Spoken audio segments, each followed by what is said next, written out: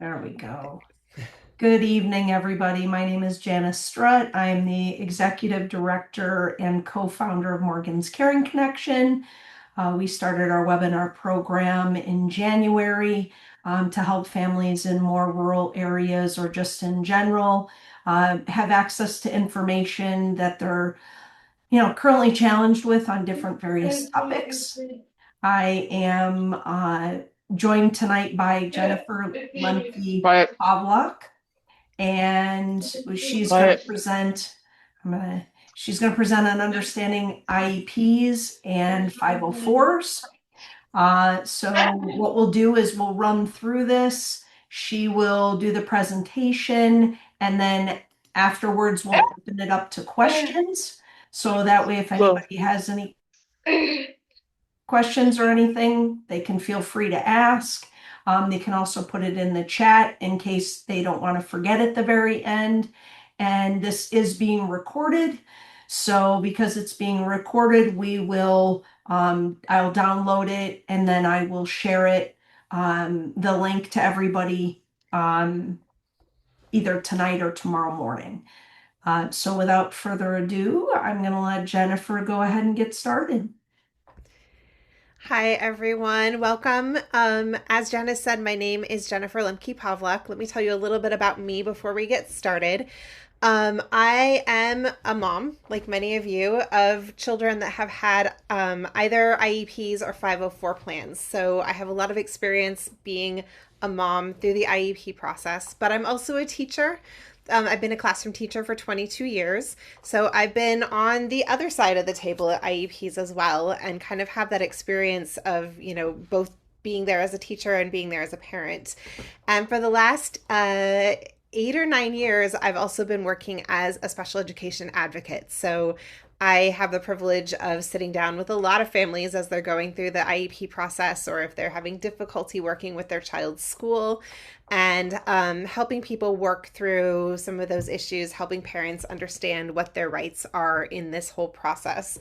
So that's where I'm coming from tonight, and hopefully I have information that will be applicable to everybody's situations. We're going to have lots of time at the end for questions if you have individual questions that you want to talk through.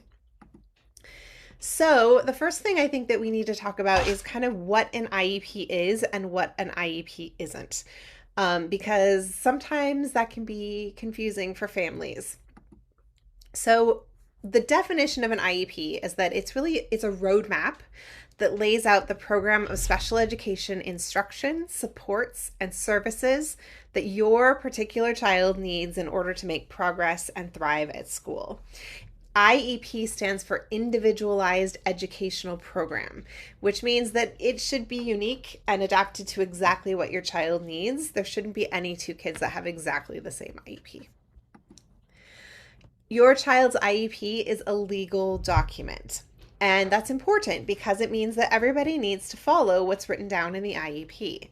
If they aren't, they're not in compliance with the law. And your child's IEP is designed to help them access their education and make progress in learning.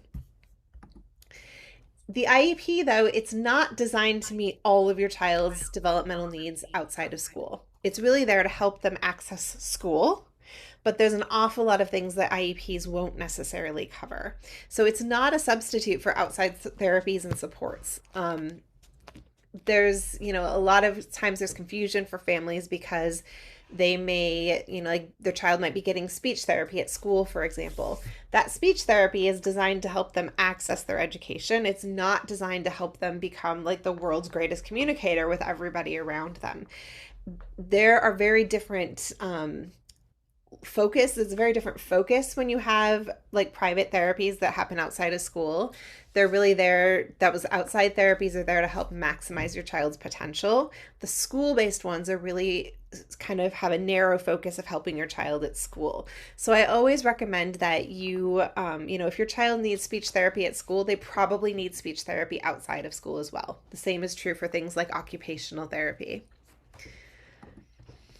All right, so this is like a roadmap that to the whole IEP process. So we start, up here by requesting an evaluation for special education. That's the first thing you're going to do if you are concerned that your child might need an IEP.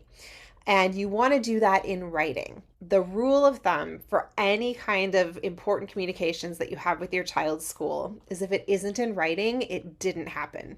If it's not in writing, you can't prove that you ever had that conversation. So it's really important that you do this in writing. Email is fine. You can send an email. That's a written record of what you requested. Okay. If by chance you have a conversation with someone on the phone, or like in the parking lot, for example, you talk to your child's teacher or you talk to the school principal, follow up with an email saying, remember we had this conversation about my child. I asked for a special education evaluation on this date, just so that you have that written record of what was discussed. That's really important. So the next step is to complete a special education evaluation. And that's where, they'll look at your child's records, they'll look at their test scores, they might do some additional testing. In fact, they should do some additional testing to make sure that they have a really clear picture of how your child is doing right now in school and what their needs are. Once they've gathered all that information, the next step is to have an IEP eligibility meeting. That's the meeting where everybody sits down and says, this is what we're seeing for this particular child. This is what their needs are. And we talk about whether or not they meet eligibility criteria for an IEP. If they do, the next step is to actually create an IEP. That's the actual plan for your child about what they're going to be working on and how they're going to help your child in the coming year. Then we implement the plan. And we meet at least once a year to revise that IEP plan. And we need to reevaluate the child, to do some testing, to figure out, what's changed and what hasn't changed for our child at least every 3 years. And we say at least because you can ask to meet more often to revise that IEP. So let's say you get 6 months into the school year and, things just aren't really going very well. You can ask for a meeting and we can sit down and we can make changes together to that IEP. The same thing is true for a reevaluation. It doesn't have to happen. You don't have to wait for 3 years. If something has significantly changed for your child, you can request another evaluation. So here are the things that every IEP should include. We should have somewhere, and they might be in different order depending on your school district, but this all should be in your IEP document at some point. So we should have present levels of functioning. That means, how's your child doing right now at school? We should also have some annual goals. That's the part where we say, okay, what are we going to work on with your child this year? There should also be information about specially designed instruction. So like, how are we going to help your child achieve those goals? What kind of support, what kind of special instruction is your child going to get that is different from what their peers are getting in order to help them make progress at school? There should also be some related services. And related services are things like maybe speech or occupational therapy or physical therapy or counseling that are going to help your child to be able to achieve those goals. There's also a section called supplementary aids and services. And supplementary aids and services is sort of the list of all of the ways that we are going to do things differently or provide different supports for your child than what other children might be getting. So it might be things like preferential seating. We're going to seat your child close to the teacher, for example. Or it could be things like your child's going to be allowed to take a 5-minute break every 2 hours, or we're going to give them access to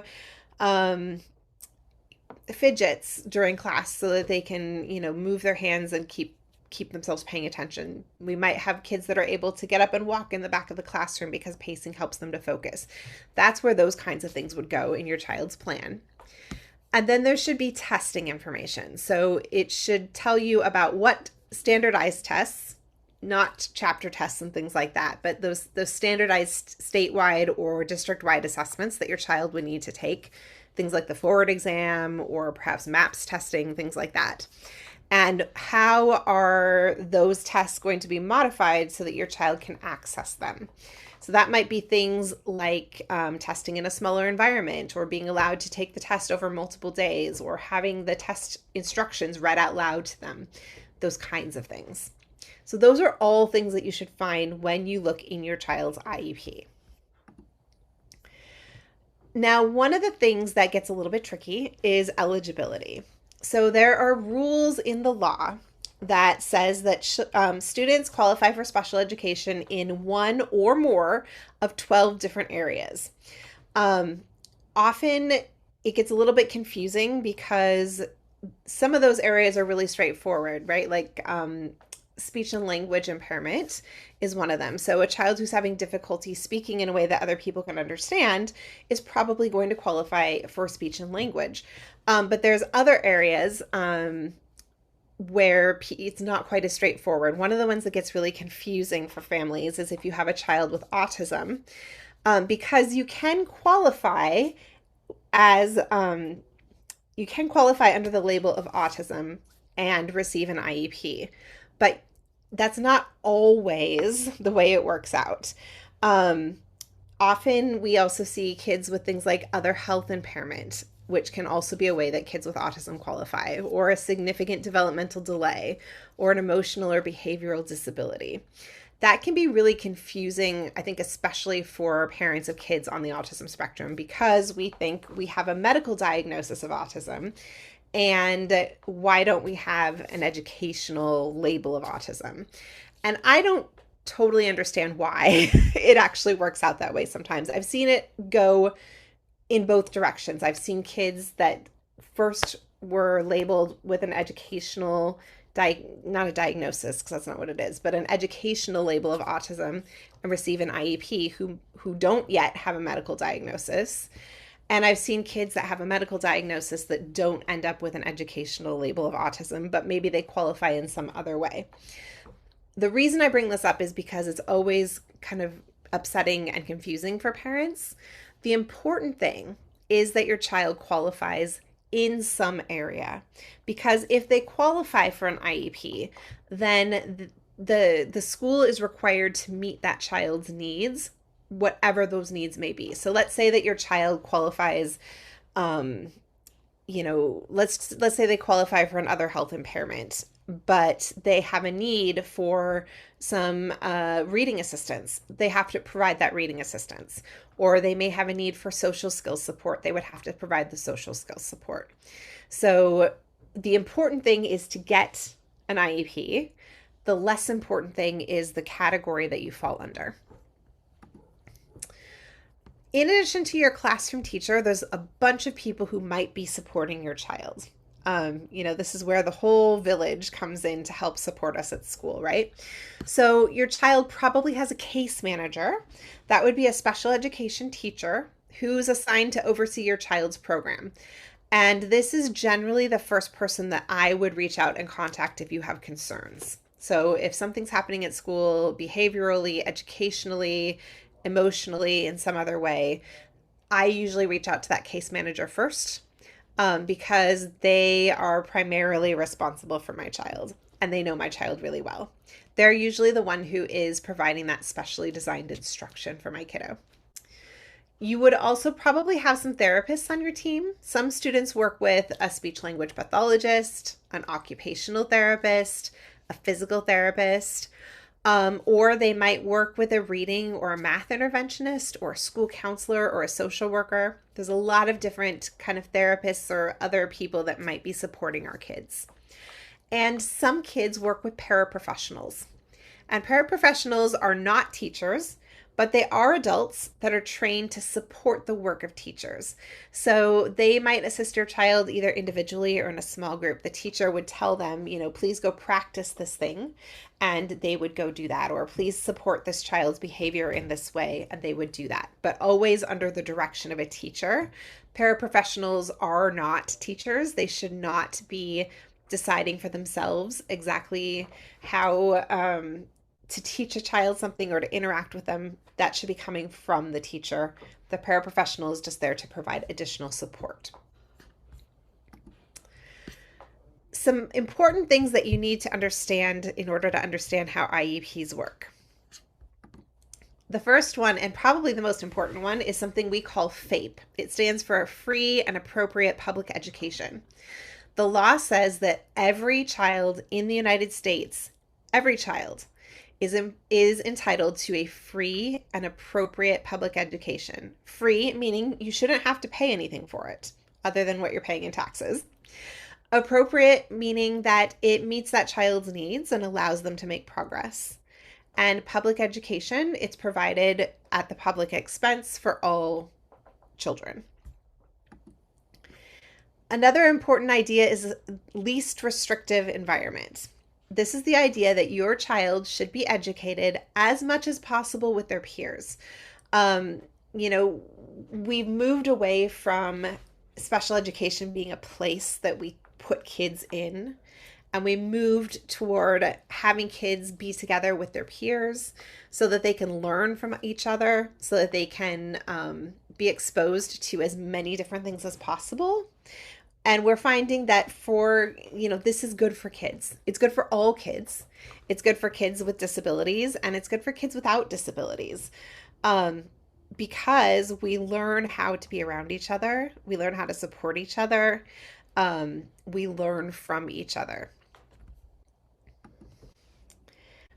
Special education, again, is not a place anymore. Some of us, when we were kids, the special education was a classroom that was over there somewhere. Now, special education is defined as specially designed instruction delivered by a special education teacher or another specialist that meets a child's unique needs. So special education is how and what we're teaching kids. It's not where we're teaching them. Related services, those are the supports that a child needs in order to benefit from special education. So those are some of those things like speech or occupational therapy or physical therapy or counseling that help our child be able to get benefit from their education. One of the questions that I get asked a lot is, what are our rights as parents? Because sometimes it feels overwhelming, right? So you're sitting at that table, there's so many other people there. There's so much for parents to know. It can feel like you don't have any say in what's going on. And I want you all to know that you absolutely do. So, first of all, you have the right to have your school follow an evaluation timeline. This is what the law says they need to do. Okay. And the first part is they have up to 15 business days between the time that you request your referral and they review your data, and then they give you something to sign that's giving them permission to do additional assessments. That the law says that can only take 15 business days. And that's an important, powerful thing for you to know, because sometimes schools try to take more than 15 days, right? And this process already takes a really long time. So if you have requested an IEP evaluation and it's been more than 15 business days, then you can contact your school. You can reach out and say, hey, I notified you on such and such a date that I was looking for a special education referral for my child. It's now been this amount of time. I'm aware that you have 15 business days to get this in place. That will just kind of keep things moving for you. And it also gives you the benefit of having school feel like, oh yeah, these people know what they're doing, right? So we're not going to try and cut any corners or do anything that's a little bit easier for us, because we're going to, they're going to know. So school's going to request those additional assessments or send notice that no additional data is needed. And then they've got up to 60 calendar days. So the first part is business days, but after that, it's calendar days, which is an important distinction because it means that weekends count. So they've got up to 60 calendar days to do those assessments and evaluations and meet with the IEP team to determine if your child is eligible. If they find your child is eligible, they have another 30 calendar days to write the IEP and get that started. So knowing what the timeline is one of the important things that you can have as a parent to make sure that things are moving as quickly as possible. Because this feels like this is a long time. Okay, let's face it. 90 days when your child is struggling is a long time. So we don't want this to last any longer than it needs to. We want to make sure that we keep it moving. Being aware of what that time limit should be is a helpful way that we can do that. You also have the right to be a full member of your child's team. Your concerns should be listened to and they should be carefully considered. You are a full member of the team, just as much as any teacher, principal, or therapist that's at that table, and you need to be listened to. Now, sometimes it feels intimidating, right? It feels like there's all these other experts that know so many things, but you are an expert on your own child. You know them better than anyone. You're more invested in them than anyone. And it's really important for you to treat yourself like an expert when you're at that table. You have the right to attend your child's meeting. The meeting should be held at a mutually agreeable time. That's what the law says, a mutually agreeable time. Not just a time that works for the school but doesn't work for you. If the school gives you some options and they don't work for you, they need to work together with you to find a time that works for everyone. You also have the right to receive written notice of proposed changes to your child's IEP, or also written notice of a refusal to make requested changes to the IEP. So this is a really powerful thing called prior written notice, which is kind of a weird name, but basically it means that you have the right to have changes made to your child's IEP written down so that you have a record of them. And if you ask for something to be changed and school says no, you also have a right to have that written down, which can be really powerful if you get down the road and, you asked for something and the school said no, and now we're having a really big problem, but we've got a record that you asked for it, and you can bring up that record and say, look, I asked for this 3 months ago. Maybe that's something that we can use to do some negotiating together. You also have the right to receive an IEP in your native language. So if English is not the language that you feel most comfortable with, the school needs to provide the IEP in a language that you do feel comfortable with. That's another right that you have. You also have the right to consent or not consent to your child's evaluation, and to consent or not consent to the start of special education services. You are the parents, and you get to decide if your child should be in special education or not. Now, it is possible that the school might disagree with you, and they may try and work on you to get things, started for your child if they feel like an IEP is really in their best interest. But you do have the right to say no to that. Now, if you say no, your child doesn't get special education. They're, on their own in regular education. But that is a right that you have as a parent. You also have the right to revoke your consent for special education services. So you can say at any time, nope, we are not doing this anymore. And that is your right. You have the right to inspect and review your child's educational records. So the files and the information that the school has on your child, you have the right to see those. Different school districts may have different policies about how you go about doing that, but they can't tell you that you can't see them. That is your child's records. You have the right to look at their records.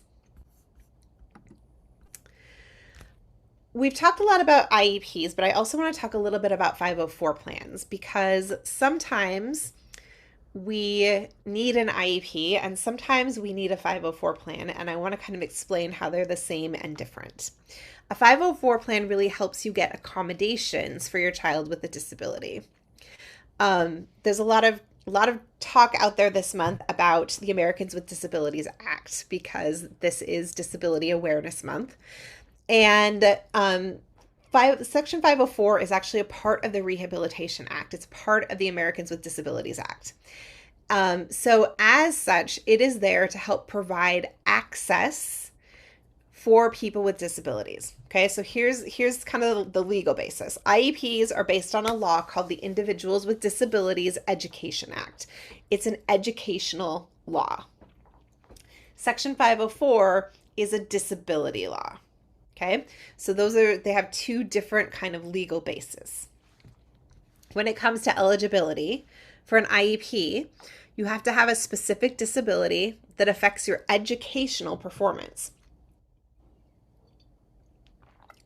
So that's what all that evaluation that they're doing is trying to figure out. Does this child's disability affect their educational performance? And that can be a lot of things. Educational performance could be, learning. It could be how well your child's doing with different areas at school. It could be social performance at school. It could be emotional or behavioral performance at school. So it has to be affecting their educational performance in some way, but that way may not be their grades. Your child could be getting good grades and still need an IEP. Section 504 isn't looking at educational performance. It's looking at any disability that substantially limits a major life activity. So that is a lot more open and flexible than an IEP. A lot of kids that may not qualify for an IEP but have a disability that needs support may qualify for a 504 plan. Services for an IEP is special education. So that's that specially designed instruction that we were talking about before, plus modifications and accommodations in the general education setting. So those are those supplementary aids and services that we talked about earlier, right? The preferential seating, being able to take breaks, using a wheelchair to navigate the school. These are some of the supplementary aids and services that your child might need. A 504 plan doesn't have special education, but it does have accommodations and modifications to the general education environment. So you could still get some of those things that your child might need, like preferential seating, like breaks, like access to a sensory room, like a second set of textbooks to keep at home because they keep losing them between school and home. Those are all things that a 504 plan could do, just like an IEP could. The only difference is you're not going to have that special education teacher who's teaching your child something different. The purpose of an IEP is to provide specially designed instruction. The purpose of a 504 plan is to remove access barriers to learning. So it's to create a situation where your child has the same access to school that any other child does. So when we think about, 504 plans, initially they were really created specifically for access. We're thinking about, excuse me, like a child in a wheelchair who can't get to the second floor of the school because there's no elevator. Okay, so they have an access issue. And 504 was supposed to remove some of those access barriers to learning. And in that same way, we've got kids that may have disabilities that also limit their access to learning, even if they're not physical disabilities. And those require support as well. So that's what a 504 plan can do. Many of the same things that an IEP does, it just doesn't give you that specialized instruction. So for many kids, a 504 plan is enough to make sure that they get access to their education. If you were to apply for an IEP and find that you were denied, I would definitely look into and request a 504 plan because we could get those accommodations for your child to help them be successful at school.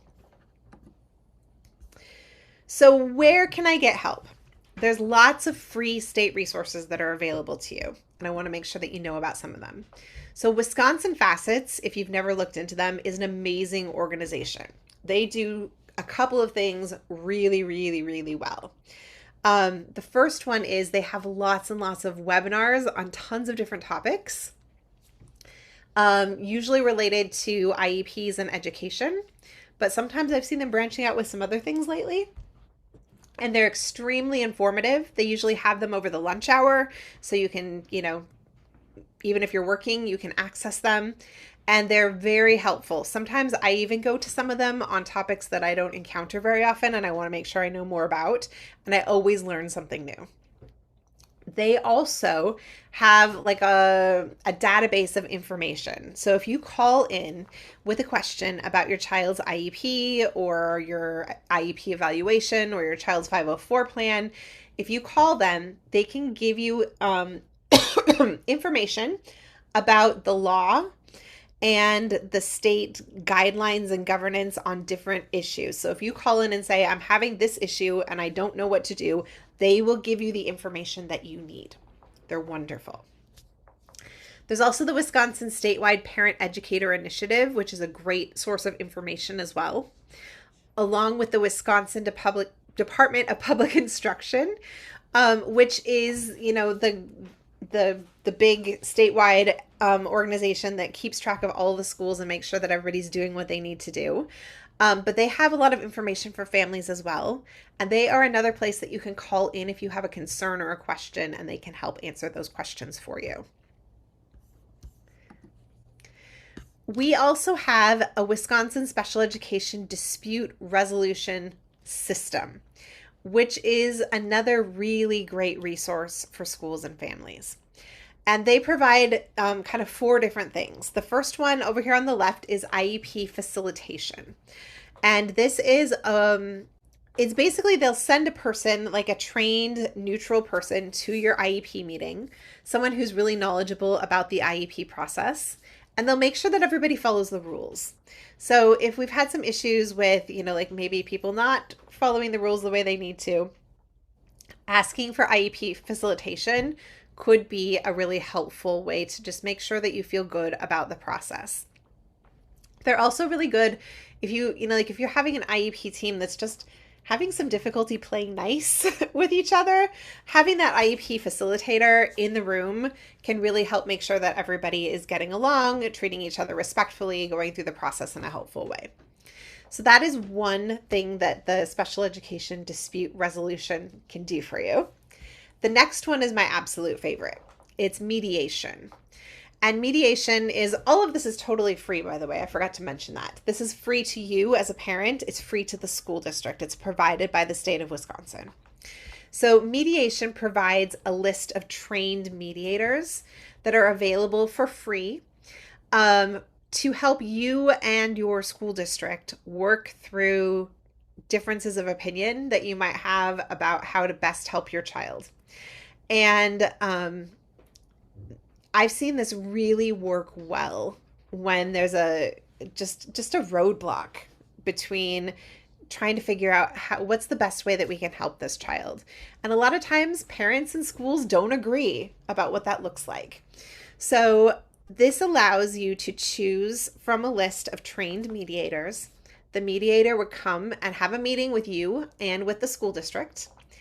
And the point of the mediator is to really listen carefully and help the two of you come to some kind of agreement about how best to solve this problem. And it's great because we can be a lot more creative in mediation than we can sometimes be in IEP meetings. So we can come up with some really creative solutions that might not have been something we thought about in an IEP meeting.